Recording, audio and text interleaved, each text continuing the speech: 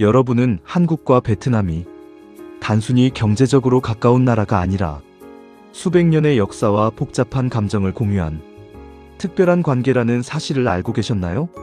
한국과 베트남은 오랜 시간 서로를 잘 몰랐던 나라였습니다.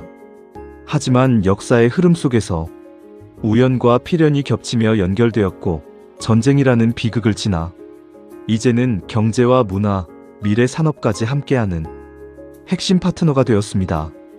오늘 영상에서는 한국과 베트남의 역사적 관계를 고대의 인연부터 현대의 경제협력 그리고 앞으로 어떤 미래를 함께 만들어갈지까지 깊이 있게 살펴보겠습니다.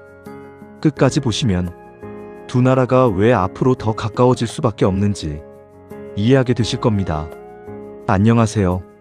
역사와 국제 정세를 쉽고 깊이 있게 풀어드리는 채널입니다.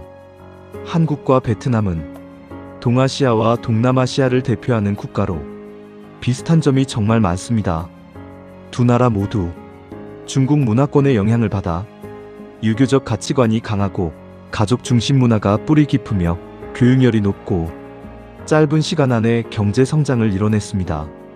또한 식민 지배와 전쟁, 분단 혹은 이념 갈등 같은 아픈 근현대사를 겪었다는 공통점도 있습니다. 이러한 공통점은 두 나라가 서로를 이해하는데 중요한 배경이 됩니다. 하지만 한국과 베트남의 관계는 단순히 비슷한 나라 수준이 아닙니다. 생각보다 오래된 역사적 연결이 있고 현대에는 매우 복잡한 감정과 실질적인 이해관계가 얽혀 있습니다. 그럼 지금부터 시대별로 차근차근 알아보겠습니다. 한국과 베트남의 관계를 이야기할 때 가장 먼저 등장하는 인물이 있습니다. 바로 이용상입니다. 이용상은 베트남의 리 왕조 왕족 출신으로 알려져 있습니다. 당시 베트남에서는 리 왕조가 몰락하고 전 왕조가 들어서는 과정에서 정치적 혼란이 일어났습니다. 이용상은 이를 피해 바다를 건너 고려로 오게 됩니다. 그리고 고려 고종 시기 몽골의 침입에 맞서 싸우며 공을 세웠다고 전해집니다. 이후 그는 화산군에 봉해졌고 오늘날 화산 이씨의 시조가 되었습니다. 즉 한국 안에는 베트남 왕족의 혈통을 잇는 사람들이 지금도 존재하는 셈입니다. 이 이야기는 양국 정상회담이나 외교 행사에서도 자주 언급될 만큼 상징적인 역사입니다. 실제로 베트남에서도 이용상 후손과 관련된 이야기에 큰 관심을 보이곤 합니다. 단순한 전설이 아니라 양국이 예전부터 연결된 나라라는 상징이 되기 때문입니다. 사실 조선시대와 베트남 왕조 시기에도 직접 교류는 많지 않았지만 간접적인 연결은 있었습니다. 둘 다 중국 중심의 조공체제 안에서 외교 질서를 유지했고 유교 국가로서 과거제와 관료 시스템을 운영했습니다.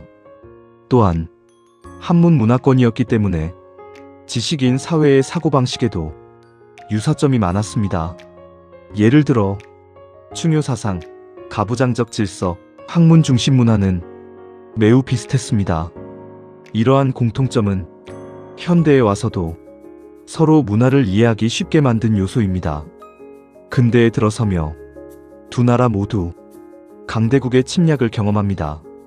베트남은 19세기 후반부터 프랑스 식민 지배를 받았고 한국은 1910년부터 일제강점기를 겪었습니다. 두 나라 모두 민족주의 운동과 독립운동이 활발했습니다. 흥미롭게도 당시 아시아의 독립운동가들 사이에서는 서로의 소식이 전해졌습니다. 베트남 지도자 호치민 역시 식민지 해방을 위해 활동했고 한국의 독립운동가들도 국제사회에서 연대를 모색했습니다. 직접 협력 수준은 아니었지만 반식민이라는 공통 목표가 있었습니다. 한국과 베트남 관계에서 가장 민감하고 복잡한 부분은 바로 베트남 전쟁입니다. 1964년부터 1973년까지 대한민국은 미국의 요청과 한미동맹 강화를 위해 베트남전에 참전했습니다. 약 32만 명 이상의 한국군이 파병되었고, 이는 미국 다음으로 큰 규모였습니다. 당시 한국 입장에서는 경제 지원 확보와 안보 강화라는 목적이 있었습니다.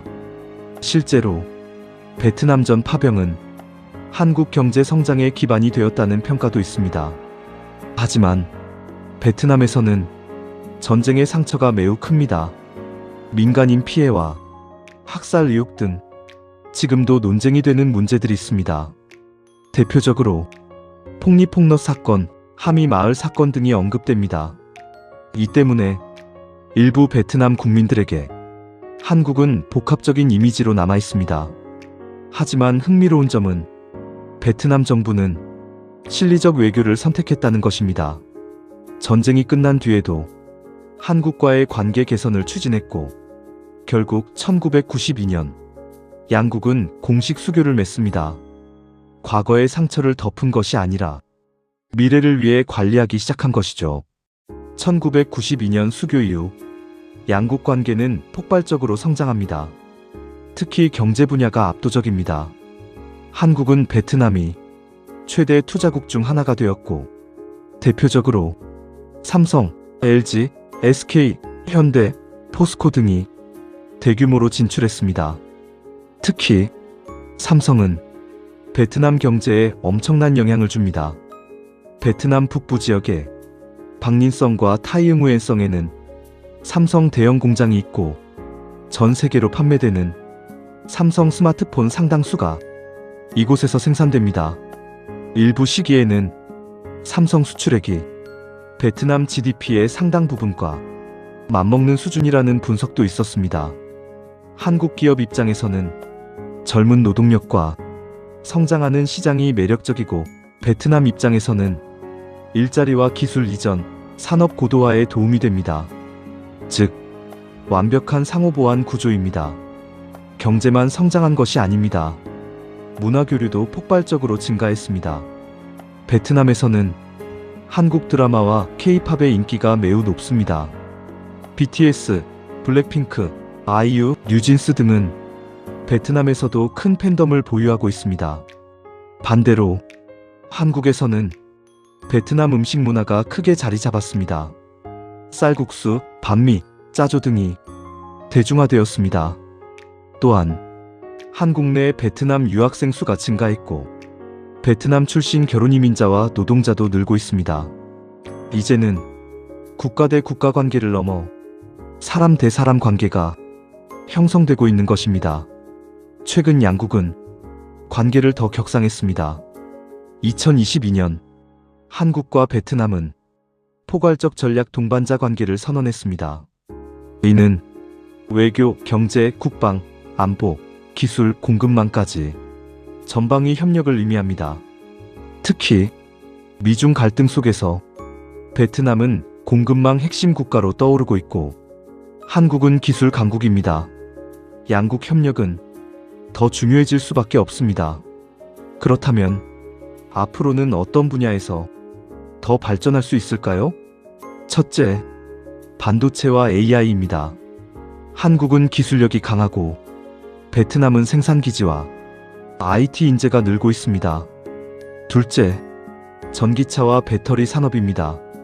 현대와 베트남 기업 빈페스트 간 협력 가능성이 거론됩니다. 셋째, 국방 협력입니다.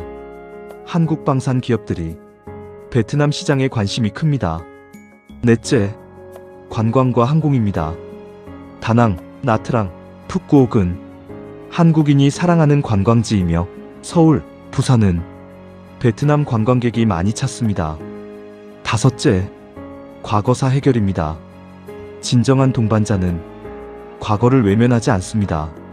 전쟁 피해 문제를 더 진지하게 논의하고 화해와 이해를 넓혀야 합니다. 한국과 베트남은 단순한 경제 파트너가 아닙니다. 13세기의 인연, 20세기의 전쟁, 21세기의 협력과 미래, 과거의 아픔과 현재의 실리를 넘어 미래를 함께 만드는 관계가 되고 있습니다. 여러분은 한국과 베트남이 앞으로 어떤 관계가 될 것 같나요? 경제동맹, 문화동맹, 아시아의 핵심 파트너? 댓글로 여러분의 생각을 남겨주세요. 영상이 유익했다면 좋아요와 구독 부탁드립니다. 다음 영상에서 더 흥미로운 이야기로 찾아뵙겠습니다.